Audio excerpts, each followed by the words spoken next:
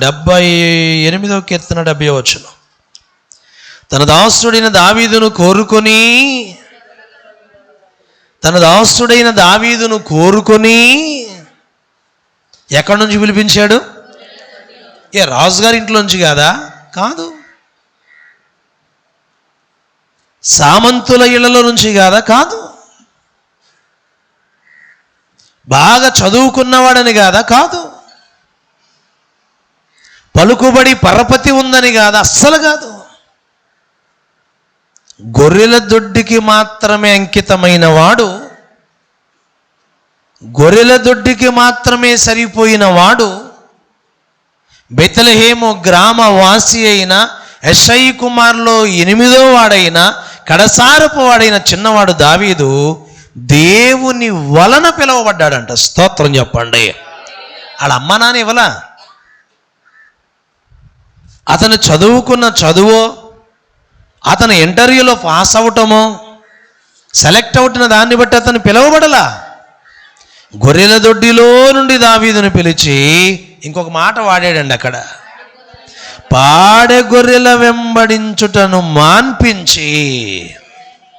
ఏ గొర్రెలు? మామూలు గొర్రెలు ఊరకే కాసేయచ్చు, మామూలు మేకలను ఊరకే కాసేయచ్చు, మామూలు గేదెలను ఊరకే కాసేయచ్చు, పొలం తొలగిపోయి వదిలేస్తే అయ్యే మేసేస్తాయి. కానీ పాడి ఉన్నాయి చూసారా,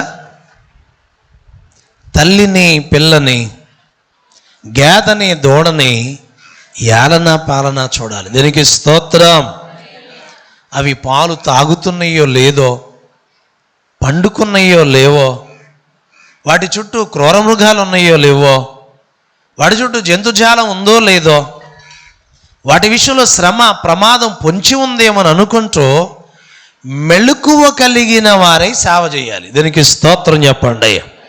వారికి గేదెలను తోలేసి, మేకలను తోలేసి, గొర్రెలను తోలేసి చెట్టు కింద పడుకున్నానంటే ఫోన్తో చాట్ చేసుకుని కుదరదు. వాళ్ళు జాగ్రత్తగా చూడాలి, జాగ్రత్తగా పరిశీలించాలి. అలా నిద్ర మానుకుని, నిద్ర అంటే సుఖాన్ని విడిచి కష్టమనే అంచులో ఉన్నటువంటి దావీదునంట దేవుడు చూశాడంటండి. స్తోత్రం చెప్పండి. పనిలో శ్రద్ధ కలిగిన వాడు ఐశ్వర్యవంతుడు అవుతాడంట, బైబిల్లో ఉంది. దేనిలో శ్రద్ధ కలిగి ఉండాలి. గొర్రెలను కాస్తూ, పాడి గొర్రెలను కాస్తూ, వాటి పిల్లలను, చిన్న పిల్లలను నడవలేకపోతే వాటిని భుజాల మీద వేసుకుని మోసుకుంటా, అవేమి తింటాయో చూస్తా, వాటికి తెచ్చి పెడతా, ఈ బాధ్యతలన్నీ దేవుడు చూశాడంటండి. స్తోత్రం చెప్పండి. ఏంటి దేవుడు ఇలాంటివి కూడా చూస్తాడా? ప్రార్థన కాదా వినేది? పాటలు పాడి చప్పట్లు కొట్టి పరజాలు వేసి కుర్చీలు వేసి మేటలు తీసి పక్కన పెట్టేసి తాళం వేసి పోతే ఇది కాదు చూసే దేవుడు? జాగ్రత్తగా గమనించండి. పనిలో జాగు చేయువాడు నాశనం చేసేవాడికి ఫ్రెండ్ అంట, బైబిల్లో ఉంది. ఎవడికి ఫ్రెండు? ఎవడొక ఫ్రెండు? నష్టం చేసే సైతానుడే. మీరు ఎప్పుడైనా చూడండి బైబిల్లో, పనిలో జాగు చేయువాడు నష్టము చేయువానికి. ఏవు నష్టపరిచింది ఎవరు? సైతానుడు, లూసిఫర్ అండి.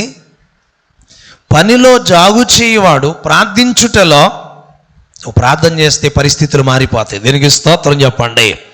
నీ కుటుంబానికి పట్టిన దరిద్రత పోద్ది. నీ కుటుంబం చుట్టూ ఉన్న రకరకాల బంధకములు, రకరకాల పరిస్థితులు మారతాయి. నువ్వు ఎన్నోసార్లు డైరీలో రాసుకుంటావు, ఎన్నోసార్లు క్యాలెండర్లో రాసుకుంటాం, ఎన్నోసార్లు మనసులో తీర్మానం చేస్తాం, నేను ఇలా ఉండకూడదు, ఇలా ఉండాలి, ఇలా వెళ్ళకూడదు, ఇలా వెళ్ళాలి, ఇలా తినకూడదు, ఇలా తినాలి, ఇలా బ్రతకూడదు, ఇలా బ్రతకాలని రాసుకున్నావు, చేయలేకపోయావు. రాసుకున్నావు, అనుకున్నావు, వెళ్ళలేకపోయావు. ఎందుకని? నీ జ్ఞానం ఆధారం చేసుకున్నావు, మన జ్ఞానం ఆధారం చేసుకున్నాం, మన తెలివితేటలు ఆధారం చేసుకున్నాం. రాసుకున్న తర్వాత ఆ భారం దేవుని మీద పెడితే మాట మాటికి మోకాళ్ళ మీదకి వచ్చి రాసిన ఆ భారాన్ని ప్రభు సన్నిధికి తెచ్చి నోరు విప్పి ప్రార్థన చేస్తే పరలోకమందున్న దేవుడు ఎప్పుడు ఆమెన్ అనేవాడు. అది నీ జీవితంలో సఫలీకృతమయ్యేది. దేనికి స్తోత్రం. మరి ఎందుకు జరగటల్లా? జాగు చేస్తున్నావు. పనిలో జాగు చేయువాడో నష్టము చేయువానికి సోదరుడు. నష్టము చేయువానికి సోదరుడు. స్తోత్రం చెప్పండి. కనుక ప్రియులారా, మీరు గమనించండి, దావీదు శ్రమ పడుతున్న శ్రమను దేవుడు చూశాడంటండి.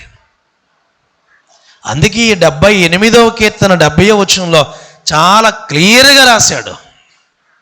మొదటి సమూయేలు గ్రంథం 1-2 పుస్తకాల్లో రాయబడాల ఈ వచనం. రాజుల గ్రంథం 1-2 రాజుల గ్రంథాల్లో రాయబడాల ఈ వచనం. కీర్తనల గ్రంథంలో రాస్తున్నాడు. ఏమని చూడండి 70వ వచనాన్ని. తన దాసుడైన దావీదును కోరుకొని, దాసుడు అంటే ఏంటి అర్థం? దాసుడి అర్థం ఏంటండి? హీబ్రూ భాషలో చెప్పాలంటే హీబ్రూ భాషా పదం బానిస. ఏం చెప్పండి? బానిస. దావీదు ఎవరికి బానిస? దేవునికి బానిస. తన దాసుడైన, తన బానిసైన, ఆ పదం మార్చిపెట్టండి ఒకసారి. దాసుడు అన్న చోట బానిస అని పదాన్ని పెట్టి చదవండి ఇప్పుడు. బాబ్బా, ఏమి తగ్గింపండి, ఏం ప్రత్యేకత, ఏం అద్భుతమైన జీవితం. దేవుడు ఏం సాక్ష్యం ఇస్తున్నాడు? తన బానిసైన, తన బానిస అంటే దేవుని ప్రేమకు బానిస అయిపోయాడు అనేది భావించకుండా అపార్థం చేయకండి.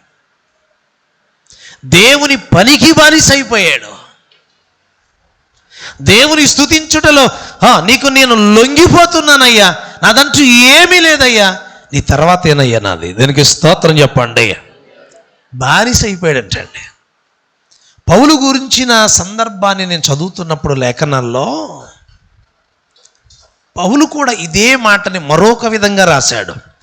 క్రీస్తు ఖైదీనైనా, ఎవరి ఖైదీ? ఇప్పుడు దావీదు గురించి ప్రభు రాయటానికి గల కారణం ఏంటంటే, దావీదు దేవునికి బానిస అయిపోయాడు. పౌలు అంటున్నాడు, క్రీస్తు ఖైదీని అయిపోతేనే నేను క్రీస్తు ఖైదీగా మార్చబడ్డాను. అందుకే దేవునికి నచ్చాడంటండి దావీదు దేవునికి నచ్చాడు. నమ్మినడు స్తోత్రం చెప్పండి.